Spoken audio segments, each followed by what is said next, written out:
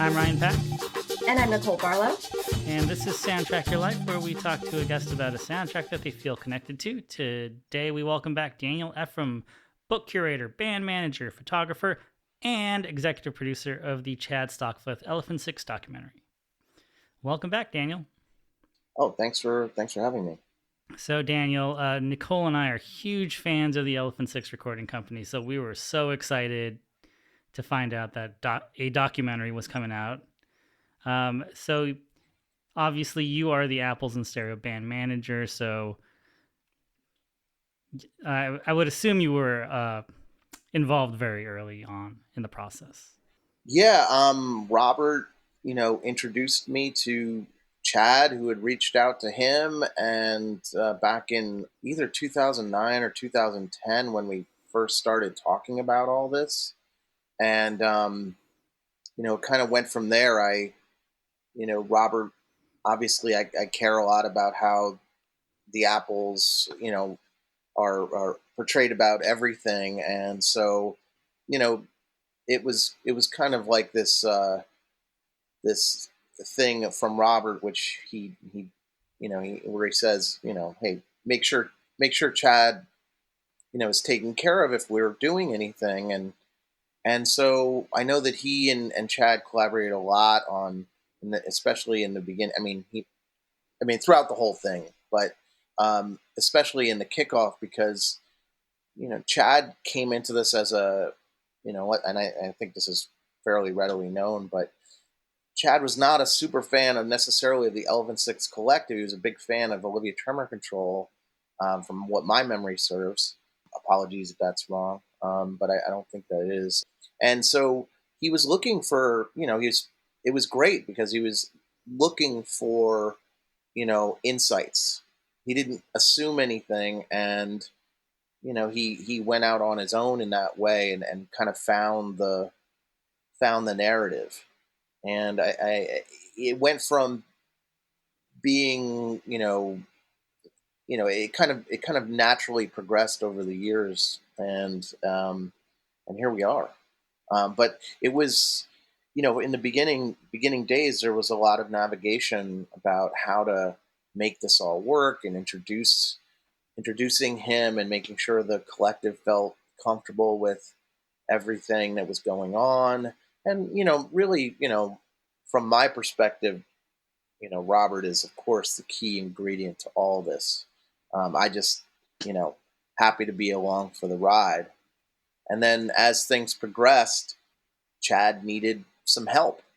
And, again, as an advocate for not just the Apples, but for just being a fan of the rest of the folks, and my own history with helping out the different groups, just in perhaps behind the scenes in an advisory way, very occasionally. It just came to be that, oh, okay, well, maybe I could help a little more officially at that point. So it was a really fun, and a great way, a really fun project, but a project that we all took really seriously, and Chad deserves so much credit for what, in the end, was, what you saw. He worked so hard on this, and he did a fantastic job, I think. So I'm really proud of it. Yeah, it's done really beautifully, honestly, respectfully. You can really feel his affection for Olivia in particular, I think, come through in this film. And the other thing that I think kind of blew us away about it that we were talking about before we hopped on is all this archival footage and how much documentation there really was, of Elephant Six in their heyday. It was surprising to me as somebody who's been a fan here on like this other coast in California, right? Like as a young kid trying to follow that and fall down this, rabbit hole that like Elijah Wood starts to describe. Like how did all of that footage sort of come together, and how long a process was that of digging and going to people to try to get all of that? Well, from from my standpoint, I can only stick to what I was specifically involved with. So, you know, my understanding about some of the archival footage was that Lance Bangs was in the area. He was kind of a fly on the wall to a lot of this, and always had his camera going. And as a good photographer, that's what you need to. A lot of times, that's what you need to do. And he was the right guy at the right time at the right place, and had that footage. This was the film took on two versions. There was a different version. It's very similar to in a lot of ways to what you saw. Some more footage was added for this, the final commercial version that you've seen, and it's I'm so glad it was there. In terms of the archiving, I mean, there's so much material from the different groups as a whole, whether it be video or physical. There's so much that was released by what was considered the E6 family. There's so many different fanzines and art pieces and photographs from you have to remember that this is a collective of dozens of people that there might be a core couple dozen, but there, it germinated out into a lot more than that. And so there's a huge treasure trove of documentation that I think really adds to it. And if you're at all in the Athens area, there's actually an art exhibit that you can go and check out at UGA that is a lot of it, or at least a fair amount of stuff for display. But Robert turned over most of his Apples and Elephant Six materials to this archive that is run by Henry Owings, who's a designer in the Atlanta area and a confidant, and has an operation called Chunklet. He designs books. He does a lot of different archives. He has his own books on the rock and roll scene in Atlanta and Athens as well that I recommend you check out too. There's so much to base this on that I think it was a real treat to kind of to see what they decide to include and how they decide to include it. So I don't know really if I answered exactly your question, but there's just so much. I'm glad that there's such an amazing voluminous output from most of these artists, and because there's so many different directions you can take a film when you have the materials. Yeah, no, like you said, it really is it's a treasure trove, and it's a delight. It's a delight to see, things that are a little, less known, like, Dixie Blood Mustache, this like 12-piece all-female band that, were playing appliances with kitchen utensils and things that felt like very, very DIY and of that moment that people may have kind of like forgotten about. But I think really demonstrates like how much experimentation they were doing, and really what the mood and the mission of everything was. So it was super cool to see. I mean, I think that the beauty of them starting really in a house together, at least the core group, is just you know you can't make this stuff up. It's real, and that it happens to be again, they're, if not all of them inspired, they obviously are in a town at a time when REM was such an important influence. Not that that's diminished per se, but obviously they're not active, so it's a little bit Mhm. different. But that was so important. It was kind of encouraged.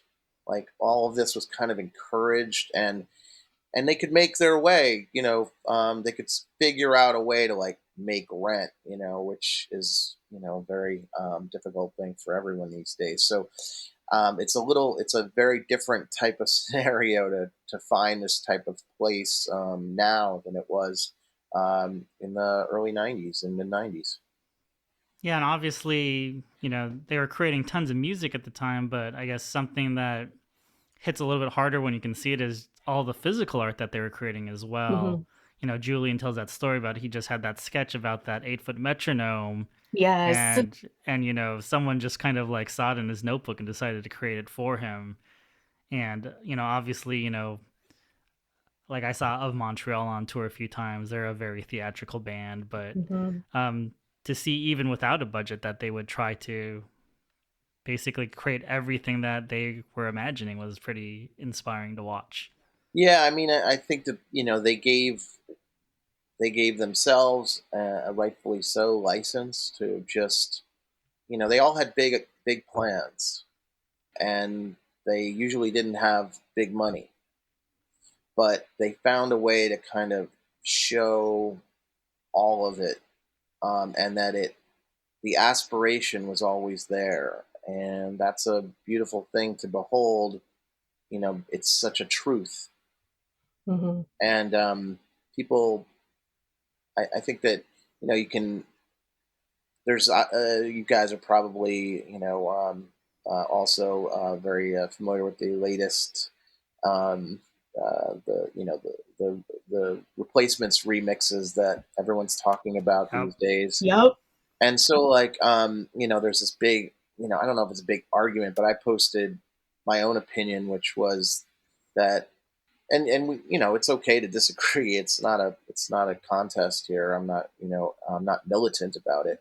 But there's a lot of people that love these new mixes, and I don't dislike the mixes, but I think that the reason why I fell in love with the band was not because of how slick they sounded. It was because of what the aspirations were, and Mhm. that it maybe failed in some ways because it didn't make it to a commercial radio impact. Speaking specifically of the Tim record that was just Mhm. reissued, was kind of part of the reason why I loved it in a way. Like if it had made it, maybe I was rooting for them either way. I mean, if they had made it, I would have been happy for them, sure. But like, or made it, whatever that means. They made it to me. So like, the discussion being that it's so much more important now because these mixes make it something grander. Okay, look, that's an aesthetic, determination that each person makes, and arguably each sound is clearer. Mhm. That make for a better vehicle. For this, I don't know. Like to me, it just I fell in love with the mistakes, Yeah. and I think that there's a relationship here to take it back to the Elephant Six film where you know there was grand ideas, and those ideas somehow to a core group of people really resonated, and I think that if those ideas were um, if there was more money spent on it, I'm not sure it would turn out any differently. Yeah, it's so funny that you bring up that replacements reissue because Ryan and I have been talking about it all week. I just got my copy yesterday. I like sat in front of my speakers and listened to it front to back and read the booklet, and it was like this very cool experience. I like the Ed Stasium mix. I like it, right? I think a lot of things about it, as you said, like they sound so clean and fresh and new, and the vocals are so great, and it feels like it's a correction, but it's also not why you listen to the replacements. Nobody was ever asking them to be perfect. Nobody was ever asking them to be technically proficient. They're primitive, and the primitiveness and the imperfections are what makes it wonderful.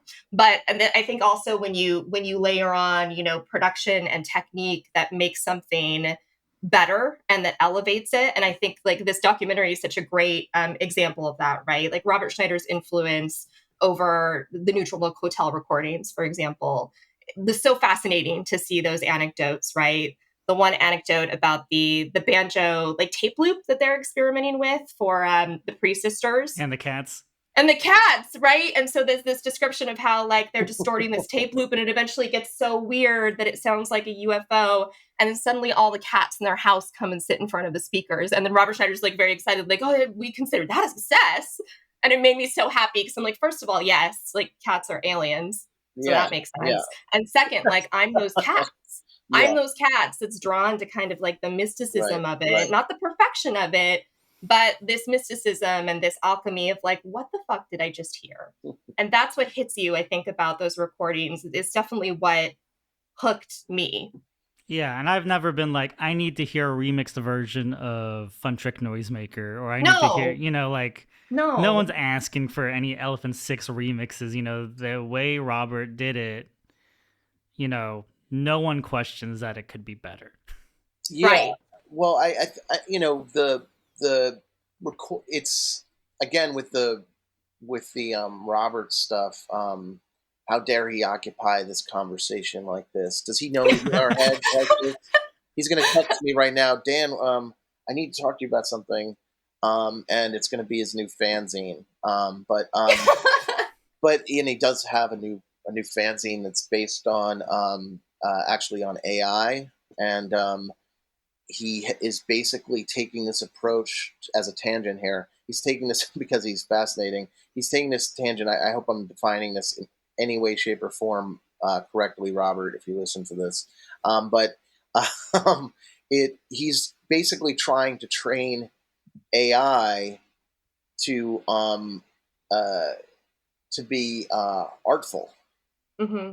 and that he believes that the control of AI from the beginning will then make it, if not necessarily function better, but potentially represent art better. I think that's his goal. I might be a little off on that. I'm sure he would put it more eloquently than me. But anyway, I am very excited about his new project because it's a fun thing to think about. And I'm also and he also asked me recently when I saw him at the Elephant Six premiere here in New York. He said, "Oh, Dan, you know, if you have any abstract photos, I'd like to maybe use it for the fanzine." And Hmm. of course, I would do that. But he also created just again a tangent, but he created a soundtrack for the fanzine, and it's up. It's up right now. It just came out. It's up. You can look up Robert Schneider. I have to get the name of the fanzine actually in front of me. So I have a copy here somewhere.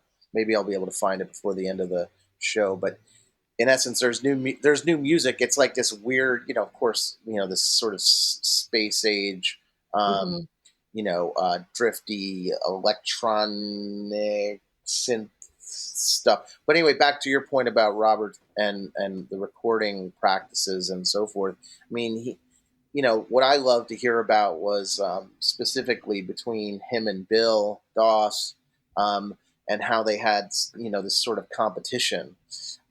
Because I used to, you know, hear from both of them about some of this, more from Robert, but toward the end, I was actually due to start managing the Olivia Tremor Control right before Bill's passing, and so it was, you know, it kind of.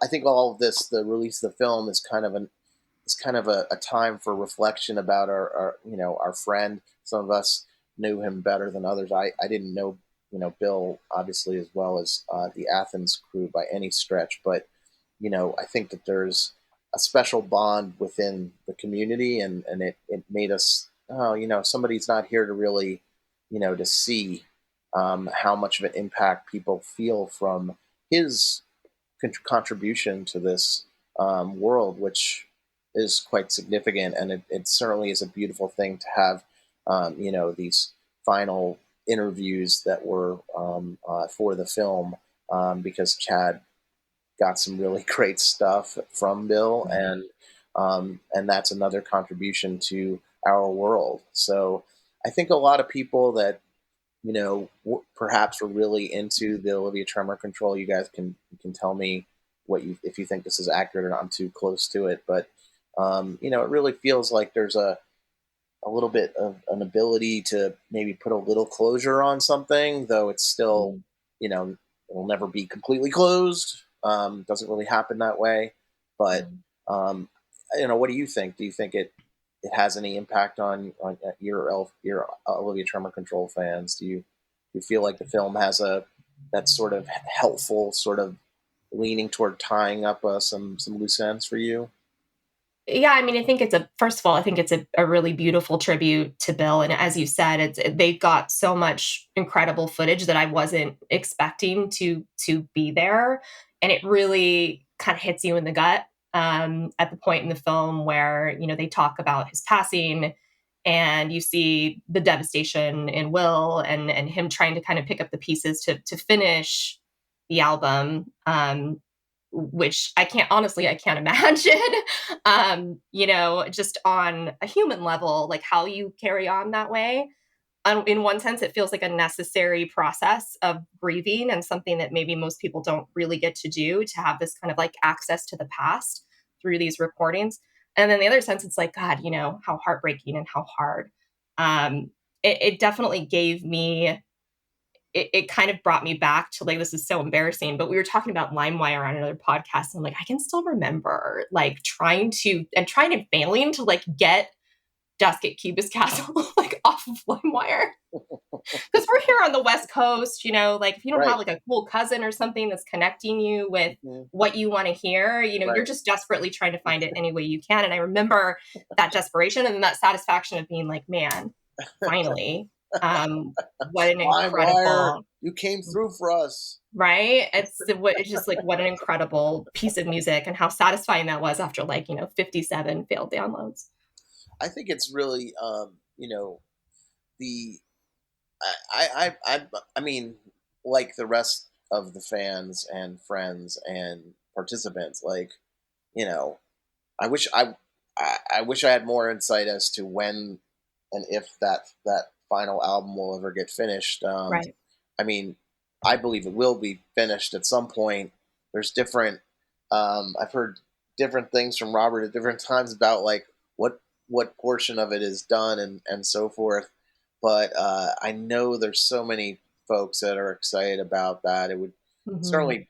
I mean, I'm not at all involved with that particular discussion at the moment, and because it involves all these, happy weirdos, I'm not sure exactly what type of time frame can be put on it, but I certainly hope they capitalize on the momentum of this film and like get try and finish it as soon as possible. I think it would be a smart thing, and I think that it would be again a nice tribute to Bill, a positive spin on this to make sure that people hear what his last work with that group was about. I think that would be a really a good thing to do, a proper thing to do. And I know they want to. It's not about desire. It's about now. It's about Robert. Being in now he's moved to Michigan to be a mathematics professor. So he's Right. a little bit out of pocket, a little bit. Hmm.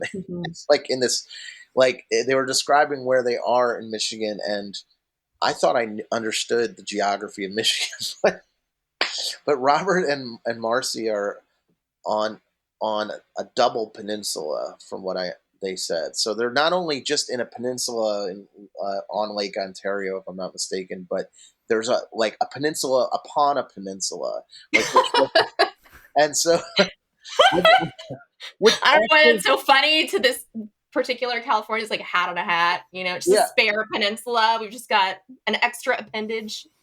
I Yeah, because mean most Funny. this people was kind describe of Michigan like this: I live here, or I yeah live Yeah, up yeah. here. Where's the yeah And he's finger? no like, this I Uh-huh. live is on a. I mean, this is like, if you're trying to, they were describing this to me because, like, oh, I should come visit you sometime. And they're like, if you don't make it, it's probably because.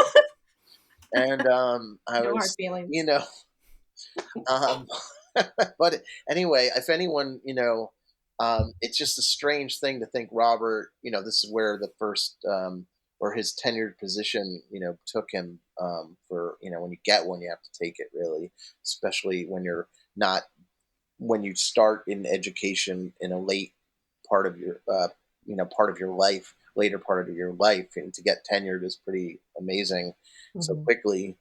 Not unimaginable to me because he's a genius, but it's not it's still he had to move to this place, and he's the most like ebullient human loving person, so it's kind of he's too far away for most of us, we want him to be a lot closer so we can see him and feel his vibe more often.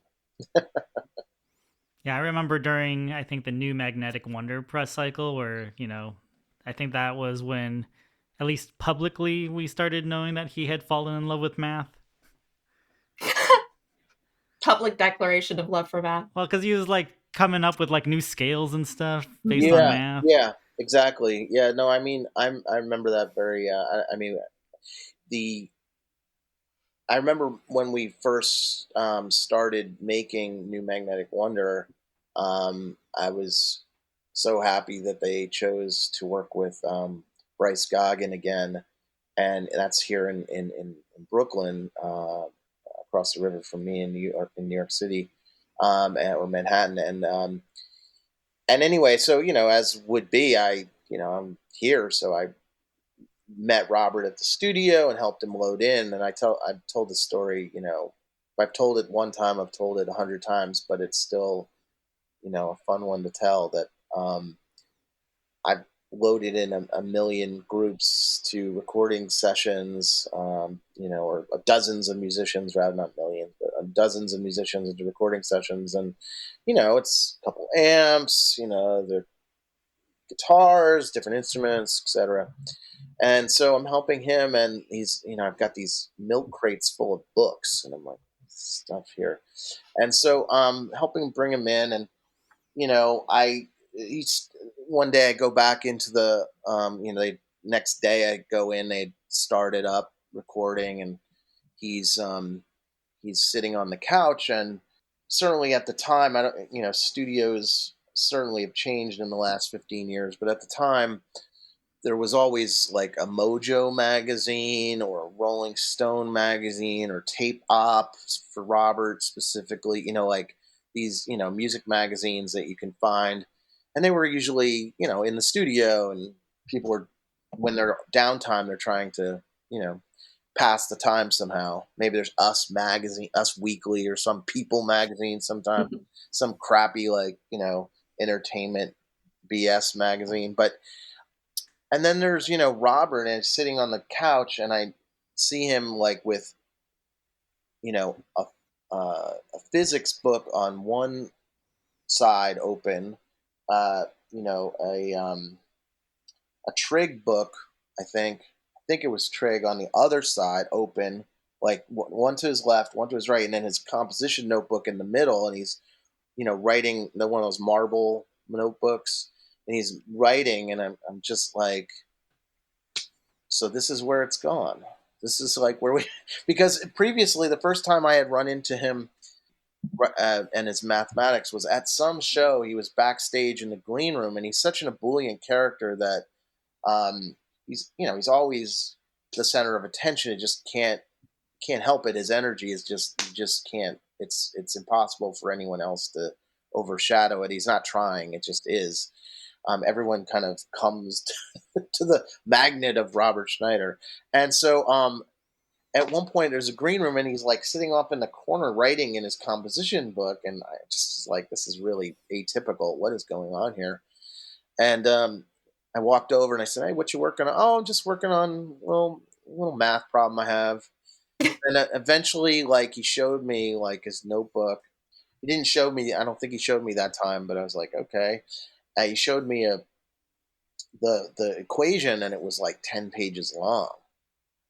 Like, what are you doing here? Like, but he I mean, I'm probably telling the story all wrong, but from Robert's perspective, but from my perspective, you know, it just was, of course he's teaching himself like intense mathematics on his own. Like, this is, it's just, this is just different than the way I think of things, which is what makes him so interesting. I don't know where my point was, so forgive me. One tangent. Well, I think the point is that I think Robert Schneider, he's so fascinating. He's fascinating. He's compelling.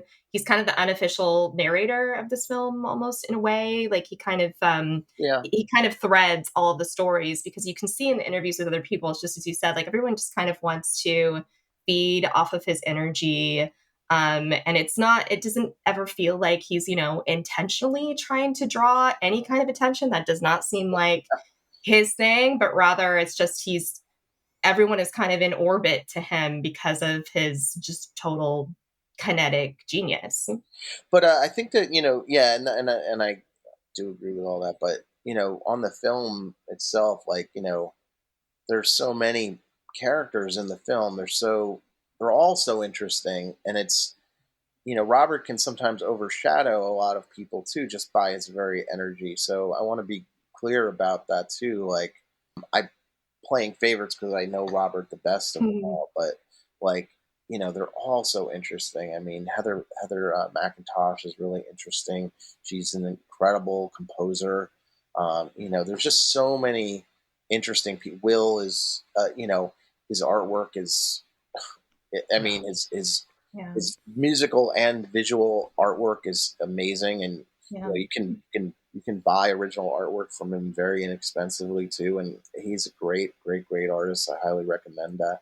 And I was lucky enough recently to see the music tapes, Julian's project, Mhm. um, play here in New York recently. I think he did a few shows, maybe it was a half dozen or something recently on I think it's on the East Coast that he did it. So kind of warm up for his new album. And I mean, he is a genius as well. I mean, there's so many people in this group that are just undeniably just these unique individuals. And Julian shouldn't be overlooked either. Yeah, and does Julian age? Yeah. I think I saw a wrinkle up Just one. close this time. I think I did. I think I did.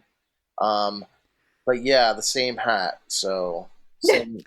I wonder. I want to know how often the blue hat knit hat gets cleaned, but I don't want to pry. I want to know, but I don't want to. I don't want to pry, but I do want to Yeah. know. It's the trick. Staying consistent with your Yeah, accessory is yeah, really what's going to de-age you. yeah. Well, Mhm. and it was in his show. I don't know if you ever seen him live, but if you haven't, I mean, the music tapes doing. I think it's called. The show is called the Orbiting Human Circus. It's just like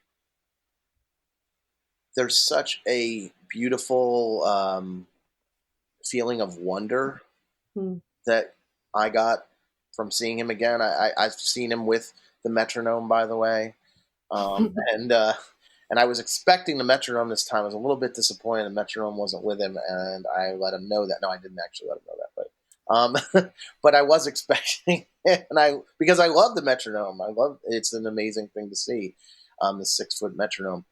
But by the same token, he and his musical partner Robbie played the bear.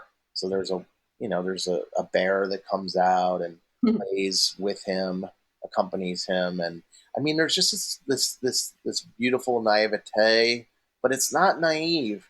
It's presenting naivete, but it's like not naive at all. It's super aware, and it's very centering.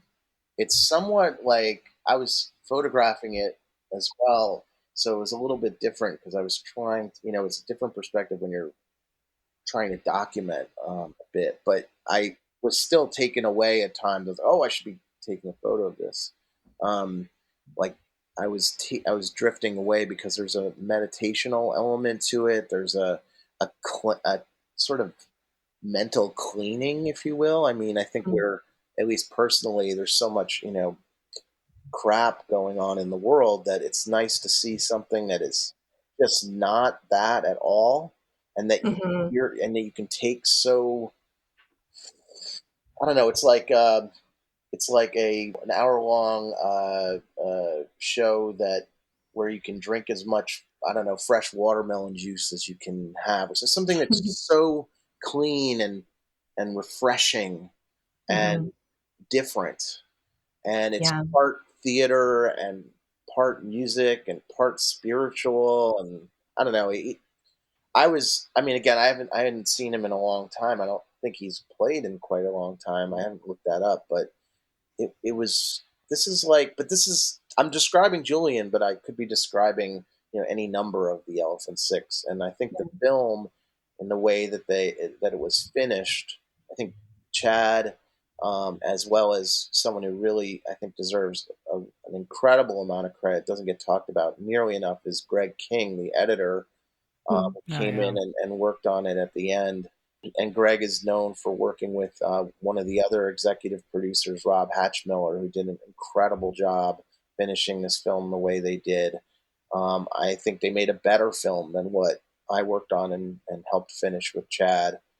And I give them all credit for that. They did this, and I think Greg worked with Rob on the other music documentary as well. So Rob Hatchmiller also produced and did a lot of other shot and did a lot of other things for the other music documentary. With I'm sure your group of fans here that are listening know what that is, and so he did an incredible job. And if I had a hat, I'd be tipping it to him as well right now. So anyway, Greg King and Rob Hatchmiller deserve so much credit for this as well. So yeah, again, I'm off in all these different directions. This is just me blabbing. I can get real blabby, so I think that's what the show is about. Actually, I'm pretty sure that that's like our byline, like okay. real blabby stuff about music from people who really love it and can't stop talking about it most days.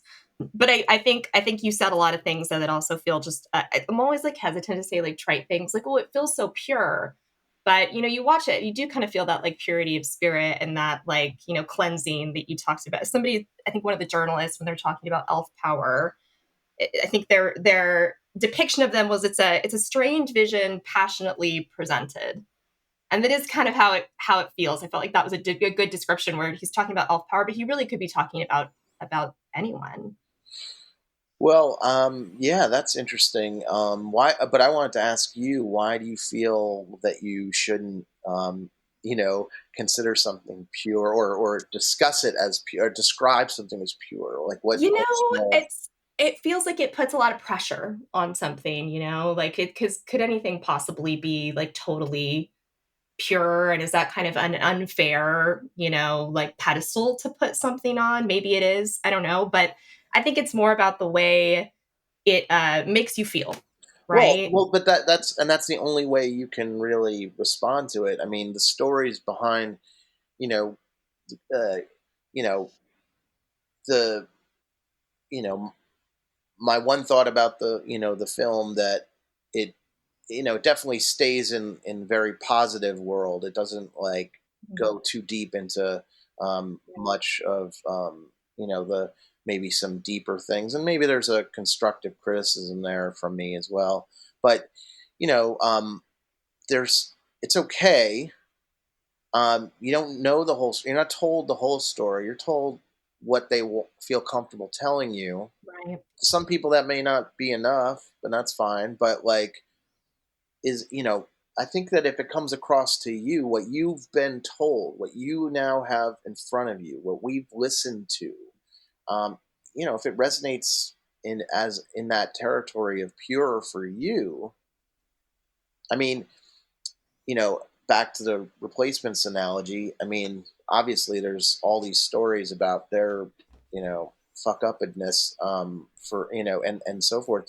And another friend of mine said that he couldn't listen to the new mixes of that record because he had read Bob Mayer's, book on the Trouble replacements Boys. and just thought like, you know what, I can't I just don't want to. I don't care. Like it turned him off to their music, and and that's fair. That's his reaction. Like who are we to question that? But then by the same token, who is anyone to question you about whether or not you feel it's pure? Like is it?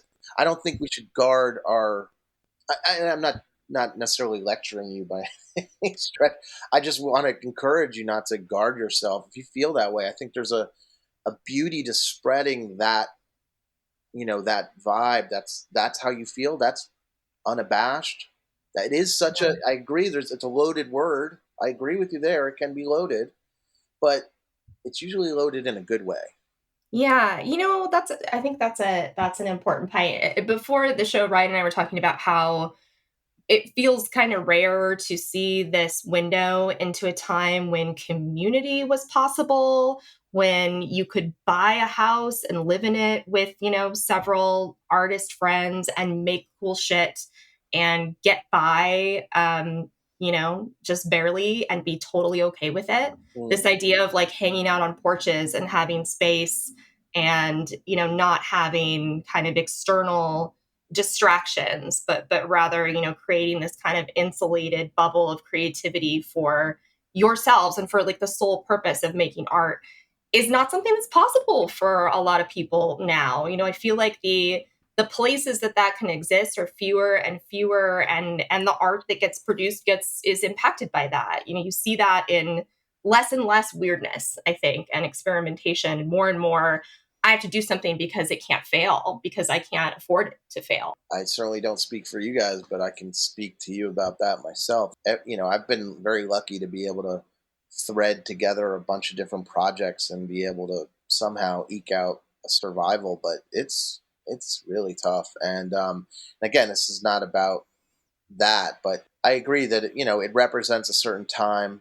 Again, I also think the film, talking about the film, and the Elephant Six, recording company film, also represents the next generation of Athens, weirdo artists, which I also think is really, though I mentioned it earlier on, I think it deserves some thought as well. There's you know what Athens has become now, since in the last 10 years, maybe 15 years, has changed so much that it's really not the same fertile ground that it was. And that fertile ground was there in the beginning, obviously recognized because of REM and what they did, and their art, and all the different art that they helped in that environment, encouraged. Who would have, the main thing was, who would have thought that bands like them could actually exist and could actually do something with their music? And that encouragement, it can't exist now. Like, it just doesn't. It can, rather, it could, but the society doesn't allow it to anymore. And I think that it's, in a way, like, you look at, without getting into politics too much, like, you can see, like, okay, that there was the 70s where they were high schoolers themselves, and they were kind of moving into college in the 80s, and that's when it all kind of started. And then, but at that same time, that's when things around the country really, the policies really changed, and that's where we are right now. And Yeah. the Elephant Six was able to still take advantage in a loose way, in a different way, but take that inspiration in the same area, but doesn't happen in Athens the way it did before. Doesn't happen in New York the way it did. Doesn't happen on the West Coast the same way it did either. So it Right. is interesting. I think it does actually. The last place that I heard that really had this sort of communal, and maybe I've also aged a lot, so I'm not following the music scenes as closely as I once was, but I've heard that in since the aughts that Baltimore had really taken that on, and certainly there's a number of artists from there, that musicians and otherwise, and friends that have moved down there, that I've heard some really great things about. I don't know whether they're having, like, they have houses full of, like, uh, crazy musicians making music in each of their bedrooms, but Mhm. But I think immediately of like early Animal Collective. yeah, exactly, Mhm. yeah, exactly. But anyway, I know that also North Carolina, there's all these little scenes, but where are they still developing? And it's interesting once you get to the point where, like, you know, um, bands in from those areas have probably become big enough. They probably, the rest of the bands can't afford to live there. Or it's the same thing, like, with real estate. Like, once Right. someone's actually been there and now there's a cafe, now you probably can't afford to live there anymore. It's kind of sad, but that's can be the truth at Yeah. times. I think the closest that I can think of to kind of this musical community that they created in Athens is the online music community that the Roots created when in the late 90s, the OK Player message boards where, different rappers and producers were finding each other and Okay. collaborating. Hmm. And like there's one project called the Foreign Exchange, which is Fonte from Little Brother from North Carolina, and Nicolay, who I believe is from the Netherlands. And that's why it's called the Foreign Exchange, because they were Okay. passing these ideas over the internet. Um, Wasn't and aware of that. Thank you. That's cool. So they kind of have that community, but I think since the artists started getting bigger, and now with the Tonight Show gig, I don't think it's really what it used to be. But it was kind of that same like-minded thing of, Questlove is working on different people's albums at the same time, and then all these people are finding different collaborations through these message boards, and it was, I think, like the Elephant Six, like it could only last for so long before some people were gonna have to move on. Yeah. True that. True that. Robert moved on to, you know, digits. Um, um, I think a lot of it was fun to see. It, mainly when the film was finished, it was fun to see it's fun to see my friends on the screen again, and Mhm. and hear what they had to say again, and then take them aside and say, "You're full of shit." But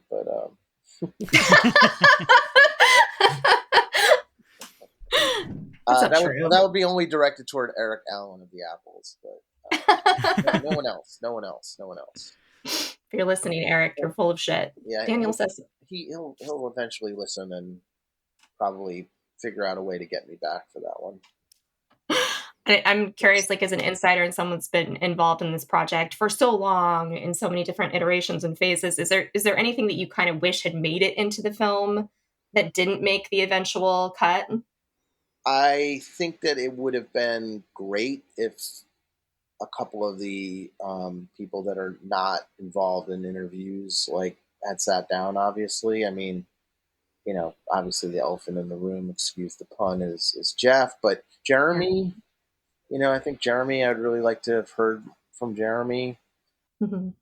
I mean, it's such a big group too. There's just always going to be people left out, and that never feels good. But you have to tell the story, and I think that's something that you have to keep in mind. You have to tell the story the best way you can, and I think that as a constructive criticism, though, I think the film is really really really good, and is that I think that there's other.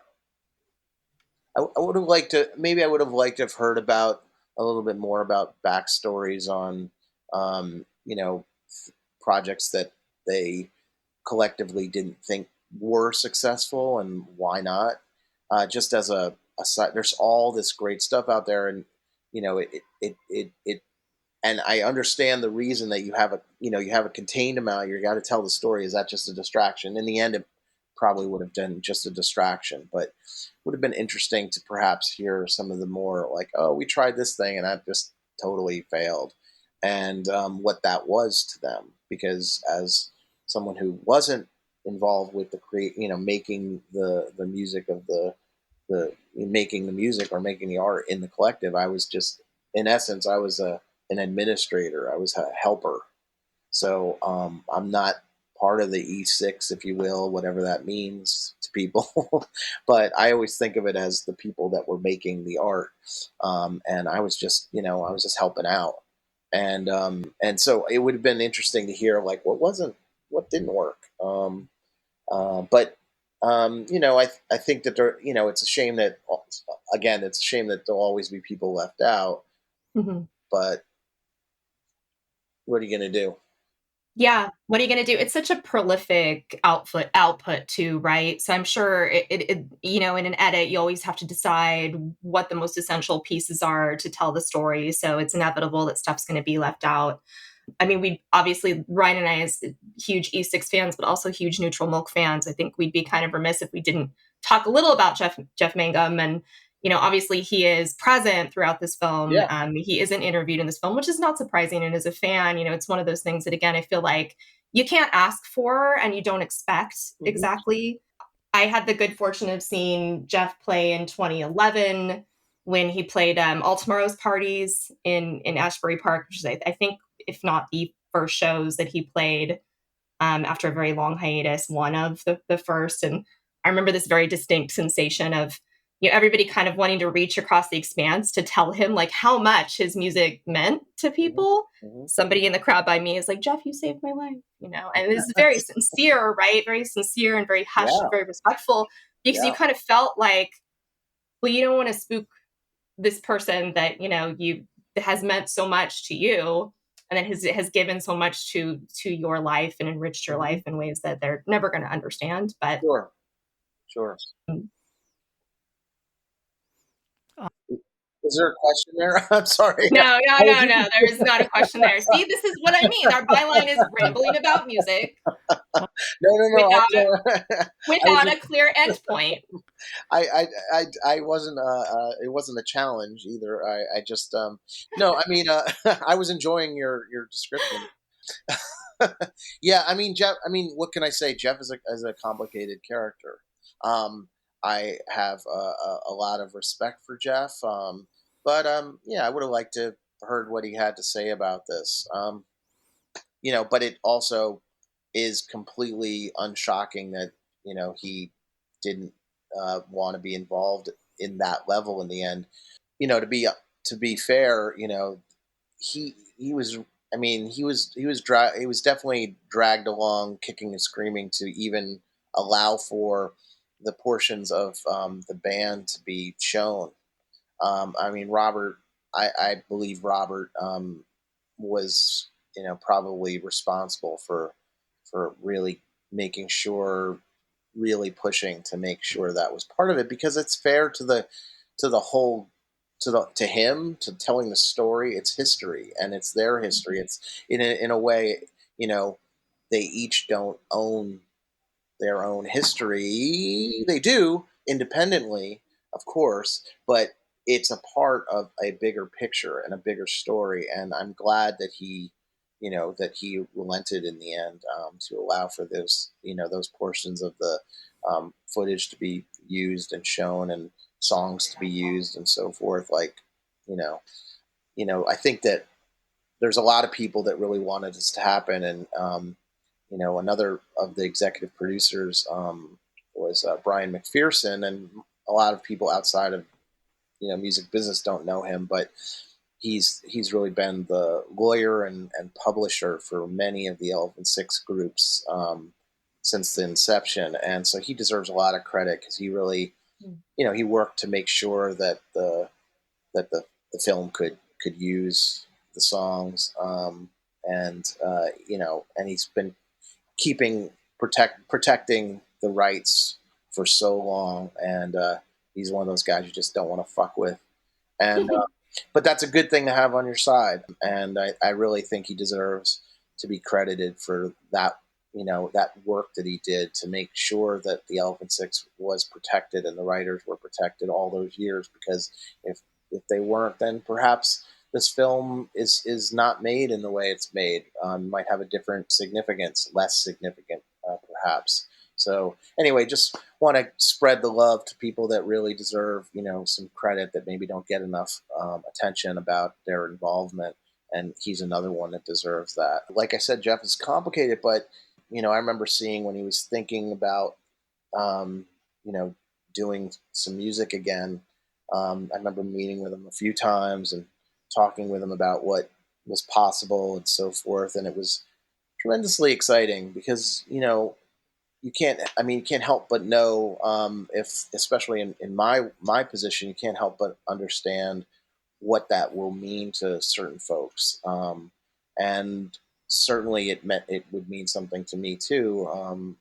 Just on a emotional, creative, intellectual, cultural level, it meant something to me, and I was very proud to, you know, to have some conversations with him about it, and it, eventually led to what you ended up seeing. I was lucky to see a when he was trying things out. You were speaking of All Tomorrow's Parties. I was lucky enough to see a show at a luthier, an instrument maker here in Manhattan. He played a show. I think there were 6 people there. Wow. I mean, literally 6 people, including the luthier Mm. and his wife Astra as well, or partner. And so, it was, he was trying things out. He played a few songs, and it was a beautiful moment for a number of reasons. But he plays acoustically, and you know, playing amongst partially made and or being finished uh, musical instruments that acoustic instruments, primarily violins and Mm. violas and cellos, if I'm not mistaken. It was just such a beautiful thing for a number of reasons. One, I grew up playing classical music myself as a violin for many years. My dad was a classical musician for 64 years, Wow. professional classical musician for 64 years. Wow. Think about that. I don't know that that even exists anymore, but Mm. he was, and but to sort of, that's my home environment. Is then, this sort of, I was back home, and he's playing, wasn't my home, but in my own head, I kind of imagined that oh, this is really homey to me. Like, I felt so comfortable amongst violins and violas. Like, that was what is a comfort zone for me. It's one of the reasons why I got involved with music, was that stringed parts specifically mean so much to me. Acoustic Mm. string parts, from playing, from listening, from growing up with melody, and then for him to, with his own raspy um, uh, uh, melodies in his own way, to both use melody and also the dissonance that he has, and the emotion that he has in his voice, to be resonating through these instruments, was a really beautiful,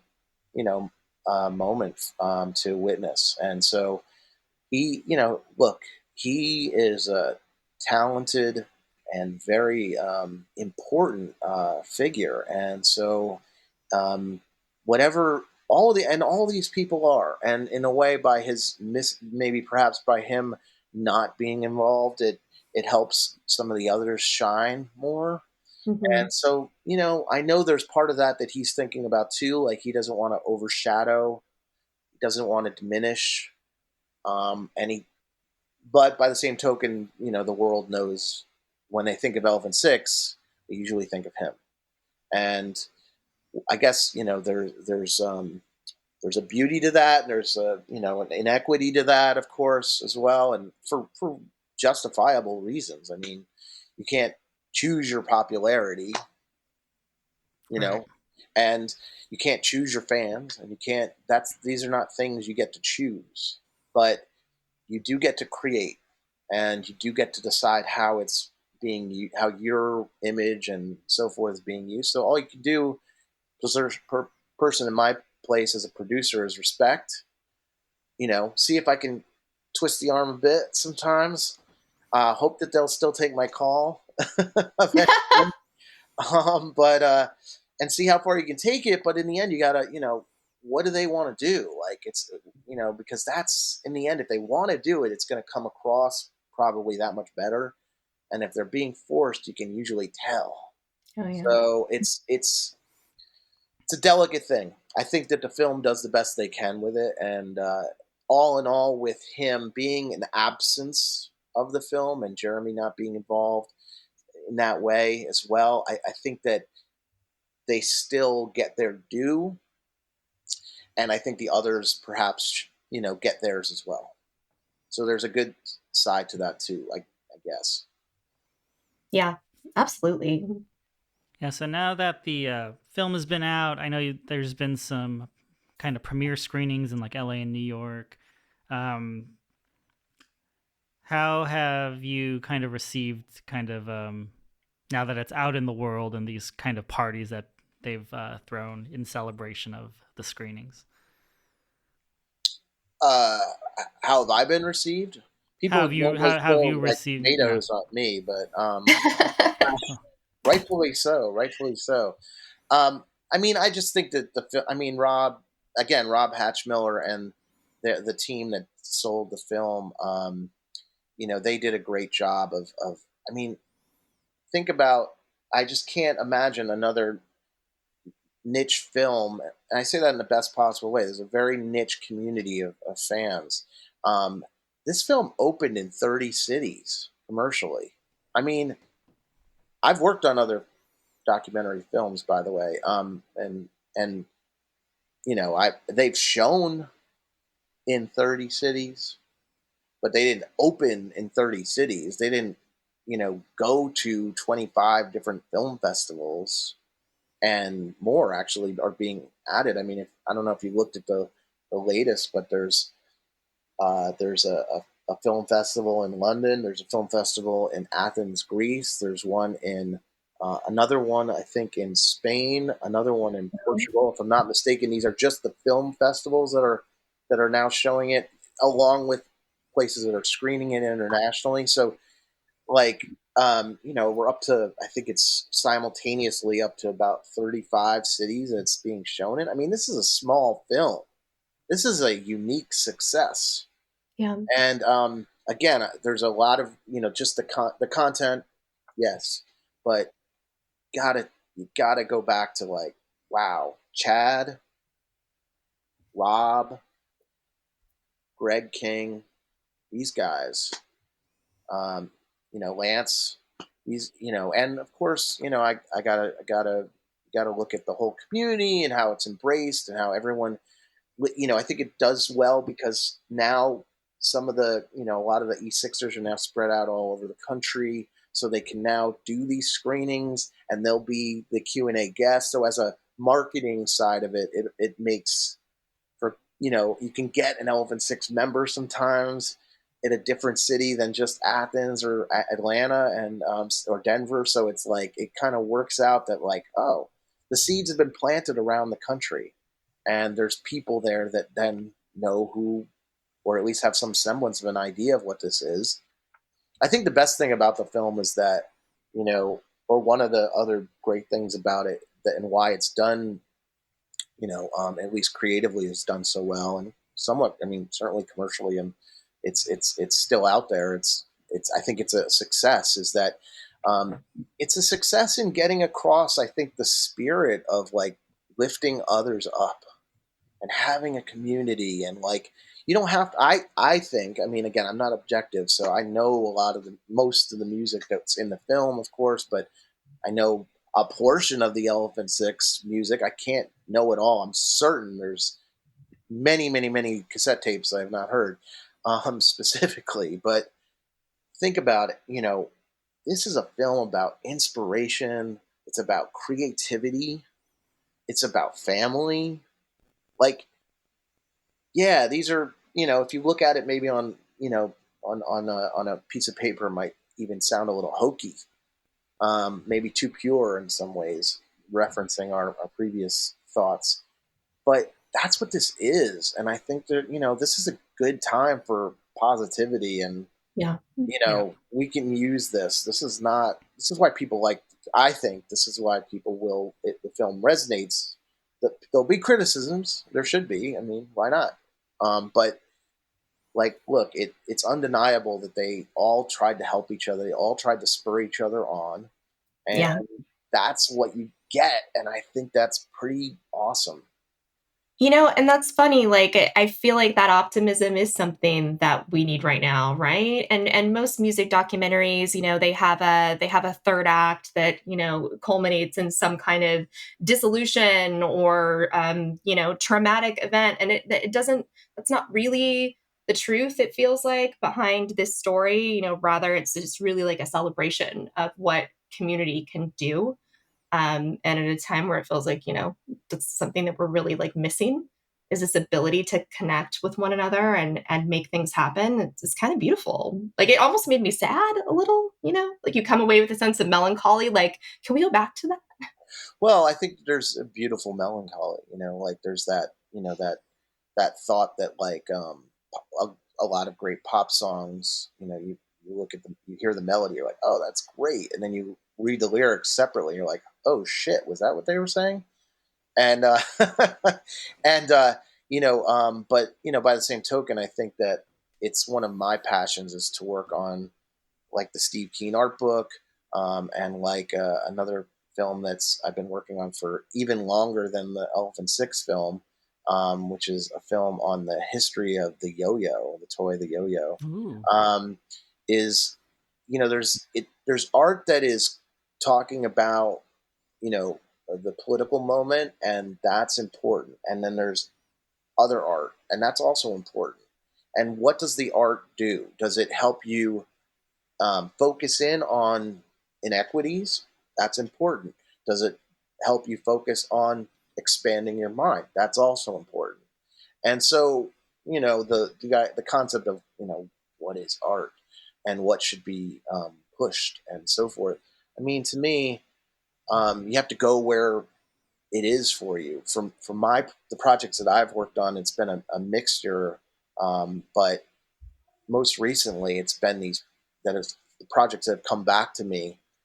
Steve Keen book took 7 years to make, but it's about love, and I hope that when people see the Steve Keen art book, they see that how much love went into it. It wasn't just my love; it was like all hundreds of people that sent me their artwork to photograph in my little apartment here, some of which you can see behind me. Like it's about everyone wanting to be part of this community, and this film, it's about community. Like, these are things that we need to be reminded of, that like, you know what, like we're really as good and as our lives can be as good as the people we know.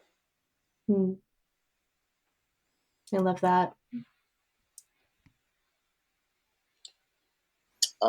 Yeah, I'm not sure if I can add to that. That was so brilliant. That was a very good last thought.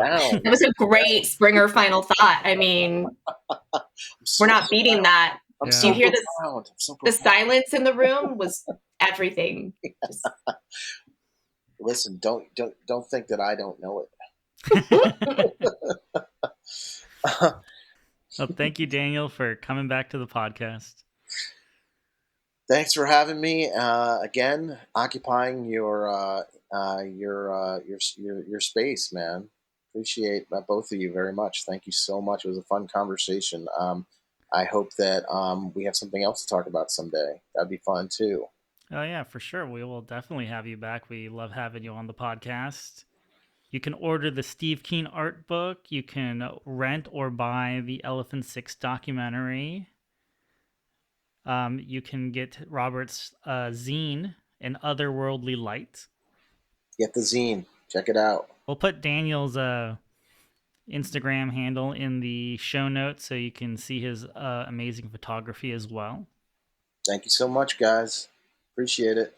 And, we are on Soundtrack Cast on Blue Sky, on Twitter, and on Instagram. And we also have that Patreon. But thank you again, Daniel. And we'll maybe talk about a soundtrack next time. Sounds good. Thanks for joining us this week on Soundtrack Your Life. Make sure to visit our website, soundtrackyourlife.net, where you can subscribe to the show on Apple Podcasts or Spotify. While you're at it, if you found value in the show, we'd appreciate a rating. Or if you'd simply tell a friend about the show, that would help us out too.